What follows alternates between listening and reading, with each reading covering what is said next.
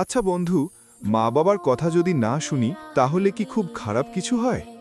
হ্যাঁ বন্ধু, হয়তো বটেই।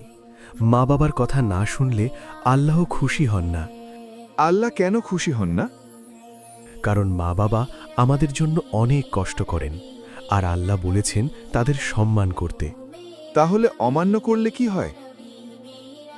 জীবনের বরকত কমে যায়, মনটা অশান্ত হয়ে যায়, আর কাজেও সফলতা আসে না। ও, তাই নাকি? তাহলে মা বাবার কথা মানলে কি হয়?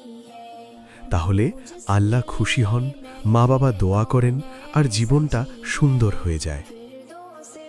তাহলে আমি আজ থেকেই চেষ্টা করব মা বাবার কথা মন দিয়ে শুনতে। এই তো ভালো কথা। মা বাবার হাসি আমাদের সবচেয়ে বড় পুরস্কার।